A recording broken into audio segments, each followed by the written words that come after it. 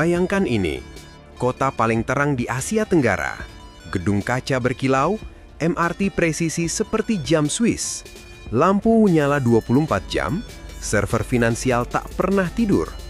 Lalu, klik, gelap. Bukan karena badai, bukan karena sabotase, tapi karena satu negara di seberang laut berkata, "Maaf, gasnya kami pakai dulu." Itu bukan film fiksi, itu skenario nyata. Dan negara itu adalah Singapura. Selama puluhan tahun, Singapura hidup dari satu sumber utama, gas dari Indonesia. Sekitar 60% listrik Singapura bergantung pada gas alam impor dari Indonesia. Guys, ini gedung parlemen Singapura terpaksa menggunakan lilin untuk menggelar pertemuan atau rapat. Ya teman-teman, Singapura benar-benar mengumumkan kehabisan listrik. Bahkan informasi terbarunya setelah ditolak teman-teman oleh Indonesia karena penjualan listriknya dibatalkan. Ini Singapura sekarang mau menggunakan energi nuklir sebagai pembangkit listrik. Wah, ini ngeri juga ya. Kalau misalnya Singapura punya pembangkit listrik bertenaga nuklir di sebuah negara yang sangat kecil, sekalinya terjadi kesalahan, ya sudah hancur itu satu negara. Kenapa tiba-tiba Singapura ingin menggunakan teknologi nuklir sebagai pembangkit listriknya? Usut punya usut karena mereka sudah bingung bagaimana memenuhi kebutuhan energi sebuah wilayah yang sangat tinggi. Kita tahu sendiri teman-teman. Hampir di setiap wilayah atau kota ya di Singapura itu cahayanya begitu gemerlap. Jadi ketika listrik padam, itu negara seperti kota mati, teman-teman. Bahkan ya mereka dewannya sendiri rapatnya gelap-gelapan. Ngeri juga, teman-teman. Ya ini ulah Indonesia. Satu saja kebijakan dari Indonesia yang sangat simpel, membatalkan penjualan 3 juta gigawatt listrik senilai hampir 500 triliun. Ini membuat Singapura benar-benar kelabakan. Bahkan teman-teman memutuskan untuk menggunakan sumber tenaga dari nuklir. Wah, ngeri nih. Kalau misalnya main-main Singapura itu salah pengelolaan energi nuklirnya bisa meledak. Dan efeknya tentu bakal sangat mematikan. Nah, hari ini kita bakal melihat dulu bagaimana ya Singapura sedang mencari cara agar terlepas dari krisis energi ini. Ya, kita tepuk tangan saja. Ya, kita lihat saja Singapura sampai mana mereka bisa hidup tanpa Indonesia.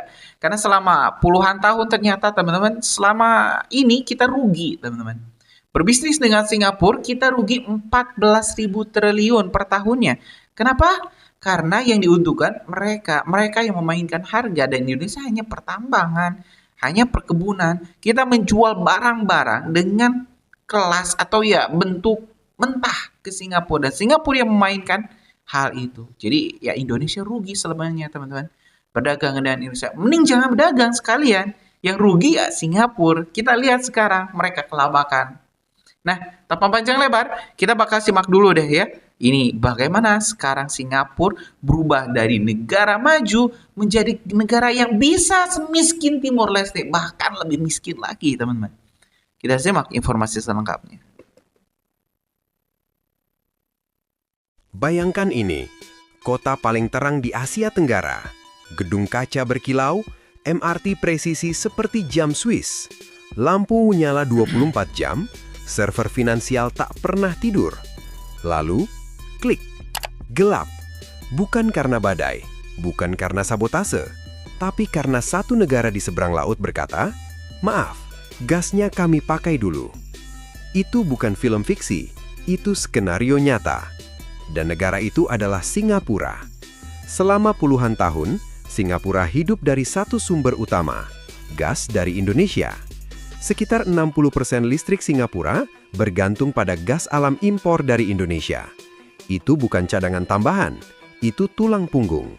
Sekali keran ditutup, Singapura tidak sekedar batuk, ia sesak napas.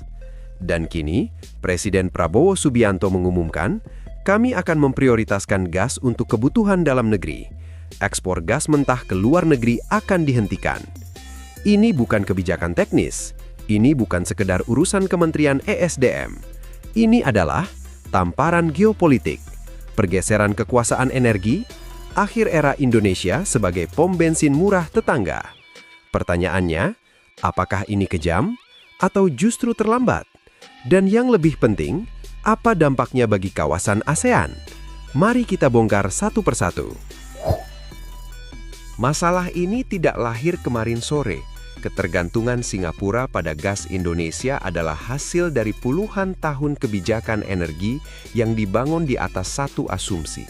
Indonesia akan selalu menjadi pemasok murah dan stabil. Sejak awal 2000-an, pipa gas dibangun mengarah ke Singapura, kontrak jangka panjang ditekan, dan sistem pembangkit listrik mereka dirancang menyesuaikan gas dari Indonesia. Singapura sendiri tidak memiliki cadangan minyak, gas, atau batu bara yang berarti. Ruang untuk energi nuklir sempit dan sensitif secara politik. Energi surya dan angin tidak cukup untuk menopang negara yang hidup dari industri dan pusat data. Maka satu-satunya pilihan rasional mereka adalah impor, dan Indonesia menjadi jawabannya. Di sisi lain, Indonesia menjalani ironi yang nyaris absurd. Negara penghasil gas justru sering mengalami kekurangan energi. Industri dalam negeri berteriak soal pasokan. PLN menghadapi tekanan biaya, sementara ekspor gas terus berjalan ke luar negeri. Sistem ini dibiarkan begitu lama hingga tampak normal. Ada satu titik buta yang jarang dibicarakan, yaitu ketimpangan manfaat. Indonesia menjual gas dalam bentuk mentah, menerima devisa terbatas, lalu mengimpor kembali energi dalam bentuk BBM dan LPG dengan harga jauh lebih mahal. Singapura sebaliknya mengubah gas itu menjadi listrik stabil, menggerakkan industri bernilai tambah tinggi, dan memperkuat posisinya sebagai pusat ekonomi kawasan. Hubungan ini terlihat seperti kerjasama, tapi sesungguhnya timpang. Yang satu menjadi pemasok bahan mentah, yang lain menjadi pemetik nilai tambah. Lalu mengapa isu ini meledak sekarang? Karena tekanan yang selama ini tersembunyi akhirnya mencapai batas. Konsumsi energi dalam negeri Indonesia melonjak seiring pertumbuhan industri dan program hilirisasi. Gas yang dulu terasa melimpah, kini terasa kurang. Di saat yang sama, beban impor energi makin menekan fiskal negara. Pemerintah secara terbuka mengakui bahwa kebocoran akibat impor migas mencapai ratusan triliun rupiah setiap tahun. Momentum politik juga berubah. Kepemimpinan baru datang dengan mandat swasembada dan kemandirian, maka kebijakan yang dulu dianggap tabu kini diambil. Gas diprioritaskan untuk kebutuhan dalam negeri, ekspor mentah dipangkas. Ini bukan reaksi emosional, tapi hasil dari realitas yang tak bisa lagi dihindari. Selama ini publik dibuai mitos bahwa ekspor gas selalu menguntungkan. Padahal jika dilihat sebagai neraca, keuntungannya semu. Kita menjual gas murah, lalu membeli energi olahan mahal. Kita memberi bahan bakar bagi industri negara lain, sementara industri sendiri kesulitan pasokan. Jika aliran gas ke Singapura benar-benar dihentikan, dampaknya bagi mereka bukan kecil. Mayoritas pembangkit listrik mereka berbasis gas. Tanpa gas, pembangkit berhenti. Jika pembangkit berhenti, listrik padam. Jika listrik padam, industri lumpuh. Pelabuhan, bandara, pusat data, rumah sakit, semua terganggu. Ini menunjukkan betapa dalamnya ketergantungan yang selama ini tersembunyi di balik citra kota modern dan efisien. Ternyata negara Indonesia bocor ribuan triliun selama 34 tahun terakhir karena duit, sumber devisa, penjualan batu bara, penjualan mineral, timah, CPO dan lain sebagainya. Ternyata yang nikmatin bukan rakyat Indonesia yang katanya sumber daya alam negara kita, ternyata yang menikmati rakyat Singapura. Nah, kenapa jadi menarik ketika lahir lembaga ekspor satu pintu? Karena ternyata udah nggak bisa lagi orang-orang mau kadalin, bilang nilai barang gue cuma $1.000 padahal $1 juta.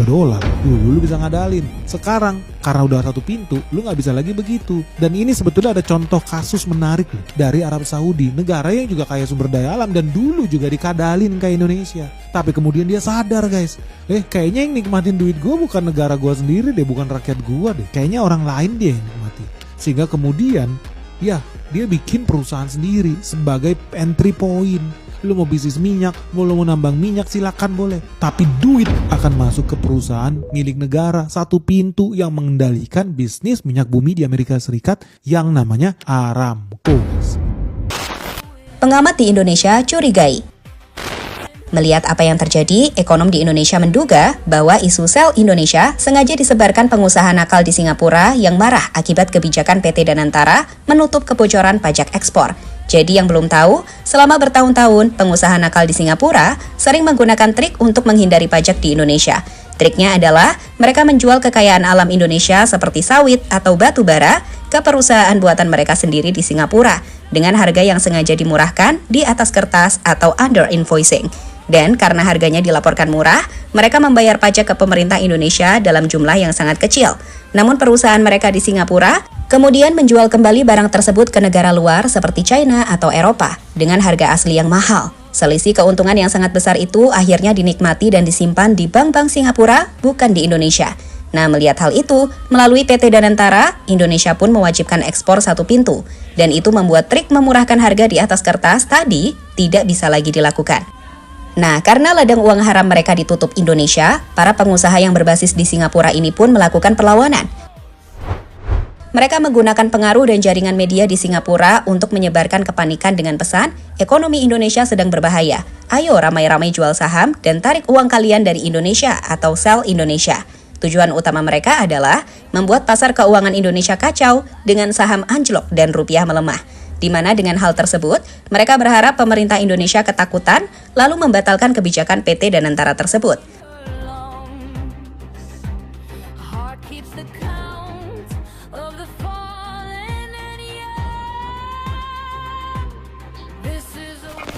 Sel Singapura. Ya, kesal karena ekonomi Indonesia diserang secara psikologis, netizen Indonesia kompak menyerang balik di media sosial. Dimotori oleh para pengamat seperti Dr. Gema Goyardi, ia sekali lagi menegaskan, jika kita diserang habis-habisan, dan kini waktunya nasionalisme melawan dengan membalas sel Singapura. Ini melemah, jadi ketika perjalanan ke French, dari awal udah kelihatan sell off rupiah orang pindah ke Singapura. Dan sekarang Singapura bikin berita seperti ini, sell Indonesia, ada apa dengan Singapura? Di media sosial sendiri, isu sel Singapura telah mulai muncul di akun-akun besar, seperti Lambe Turah. Beberapa komentar netizen menuliskan, udah cukup ya jadi penikmat kekayaan Indo, mari bung rebut kembali. Negara lebih kecil dari Jakarta nggak punya kekayaan alam, tapi jadi salah satu negara eksportir terbesar di dunia. Entah sejak kapan Indonesia mulai sadar. Semangat NKRI, kita yang punya SDA kok, Singapura yang kaya. Indonesia adalah sumber daya alam Singapura.